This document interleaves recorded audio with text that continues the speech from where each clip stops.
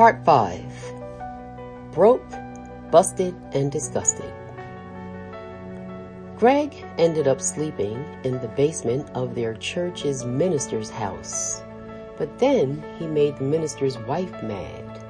One day, while they were out, he decided to tamper with one of their air conditioners, which caused it to fall out of the window and crash onto the ground.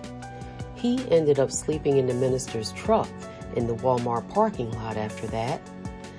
After some professional begging on Greg's part, Sheila, after a little over a week, finally allowed him to come back into the apartment.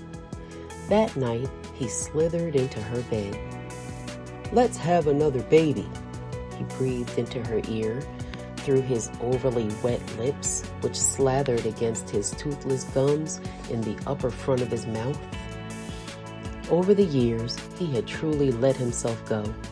For some reason, she had not noticed until this night, when he had had the audacity to suggest that they have a baby when he couldn't even keep a job. For an instant, she wondered how she could have even allowed Godzilla to make love to her, and this thought sunk her into a feeling of insanity. She was disgusted with herself for allowing this gargoyle into her bed again after he had slept in the minister's truck the night before.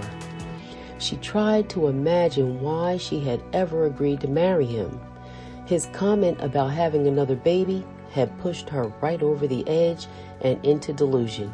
She decided to take his comment as a compliment, and she tried to feel good about it. She kissed his forehead and then turned away from him, which caused him to roll towards her. She felt his huge beer belly on her back before his arms managed to reach over her shoulders. She was lying there and decided to try and enjoy the fact that she could have sex whenever she wanted it. She thought about how many other women she knew who didn't even have husbands, and they didn't get to have sex whenever they wanted to, at least not like she could. She decided she was fortunate to be able to have a husband, even if he wasn't working right now. The Bible says, for better or for worse, she thought. But right then, it was just like back then, when he was unemployed. He was out of work way more of the year than he was employed.